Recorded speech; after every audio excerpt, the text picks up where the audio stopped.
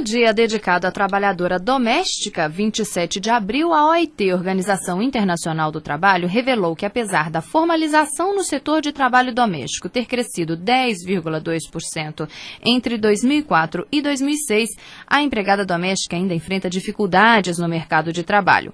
Muitas vezes, estas profissionais não são valorizadas pela função que exercem e sofrem com as más condições de trabalho. A pesquisa também revela que o percentual de trabalhadoras negras que exercem o ofício sem carteira assinada é 20% maior do que as consideradas brancas. Para falar sobre os direitos das trabalhadoras e trabalhadores domésticos, conversamos agora com o criador do portal Direito Doméstico, Paulo Manuel Souto. Boa tarde, Paulo. É um prazer tê-lo conosco na 104,5 FM. Boa tarde, o prazer é todo nosso. Bom, Paulo, primeiro, como é que é a situação da empregada doméstica hoje no mercado de trabalho? Já há uma consciência de que esta é uma categoria profissional como as outras? Hoje a consciência do trabalhador doméstico está se expandindo para conceder os direitos assegurados a essa categoria. No Brasil, hoje, nós temos 6 milhões e 600 mil trabalhadores domésticos. E apenas 30% desta categoria tem a carteira de trabalho assinada. Ou seja, apenas 30% da categoria das trabalhadoras domésticas tem seus direitos respeitados pelo empregador. Mas a OIT apontou aí um crescimento de 10% entre 2004 e 2006. O que é que motivou essa formalização do empregado, do emprego doméstico? Olha, em 2006 veio a Lei 8.324, que estendeu alguns direitos que essa categoria não tinha, tais como gozos dos feriados civis e religiosos, que eles não tinham direito, estendeu a estabilidade da empregada doméstica gestante, a folga nos feriados, né, que eu já tinha falado, e as férias de 30 dias corridos, que elas tinham 20 dias úteis, como também a divulgação da própria imprensa. O próprio governo começou a incentivar o empregador a regularizar a situação do seu empregado. Hoje o empregador doméstico, ele pode abater a contribuição patronal, ou seja, o que ele contribui do imposto de renda, da contribuição previdenciária do empregado doméstico, a parte do empregador, que é 12%, ele pode deduzir integralmente na sua declaração de imposto de renda. Isso eu acredito que tem incentivado muito. E a própria imprensa também, o Ministério do Trabalho, o Ministério da Previdência Social, porque o risco de ter um empregado em sua casa sem carteira assinada é muito grande. São sérios os riscos que o empregador doméstico corre. Agora, o Paulo, geralmente, né, dentro dessas apenas 30% dessas empregadas domésticas que têm a sua situação regularizada com carteira de trabalho assinada, geralmente são aquelas que trabalham em tempo integral, em uma única casa. Geralmente, aquela que é a diarista, a faxineira que vai uma vez, 2 vezes, 3 vezes por semana só, ela não tem essa carteira assinada e o empregador fica naquela de que só se ele trabalhasse o tempo integral é que ele precisaria assinar a carteira. É isso mesmo? Você tem que distinguir a diarista, que é aquele profissional autônomo, da empregada doméstica.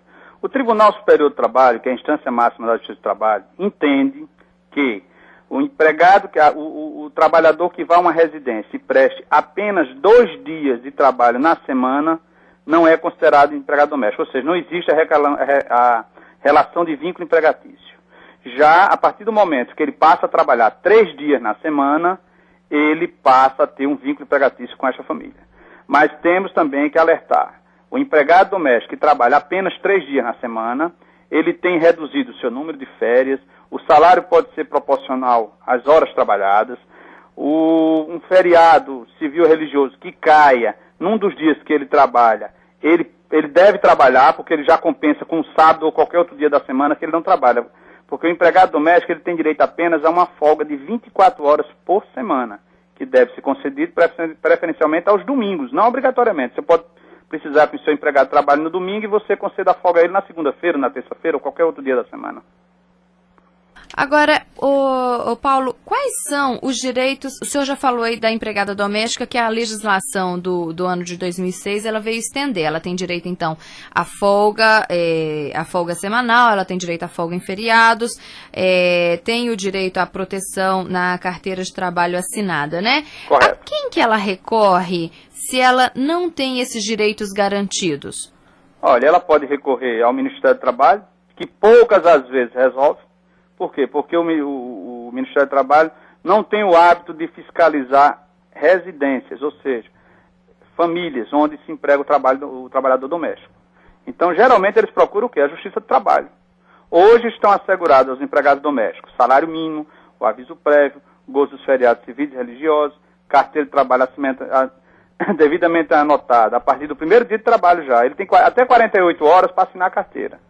13º, folga semanal, férias de 30 dias, licença maternidade, salário maternidade, licença paternidade, o vale transporte, que poucos empregadores pegam um recibo do vale transporte do empregado. Apesar dele conceder o benefício do vale transporte, ele deixa de pegar um recibo deste empregado.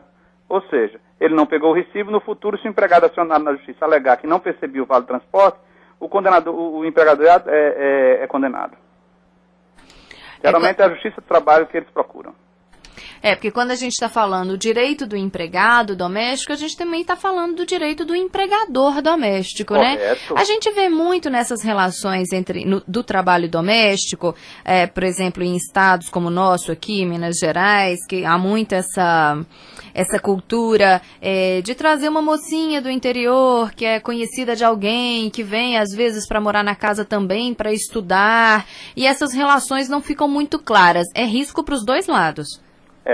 Olha, o empregador doméstico hoje, quais são os direitos do empregador? Porque todo mundo só fala dos direitos do empregado. Um exemplo, semana passada teve uma reunião, salvo engano, foi no Ministério do Trabalho.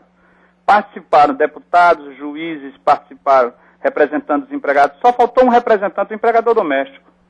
Tinha todo mundo sendo representado, não sequer um empregador doméstico foi convidado para participar. Eu não entendo qual o motivo, porque hoje o empregador doméstico, a tendência é o respeito aos direitos dessa categoria. O empregador doméstico hoje pode descontar do salário do empregado o vale transporte, um percentual de 6%, a contribuição previdenciária que varia de 8% a 11%, os adiantamentos salariais. Ele deve exigir do empregado, na hora da admissão, a apresentação dos seus documentos pessoais, entendeu? Ele pode descontar do salário do empregado os danos causados por dolo ao seu patrimônio, descontar na rescisão do empregado doméstico aviso prévio, caso o empregado não tenha avisado o empregador de sua saída com antecedência de 30 dias. Vários direitos também são assegurados ao empregador. Agora, o que nos causa surpresa é a desorganização do empregador doméstico no Brasil. E eu lhe digo, posso lhe adiantar, que uma das maiores fontes de pesquisa que eu tenho, de decisões, é exatamente o Tribunal Regional do Trabalho de Minas Gerais. Tem excelentes decisões.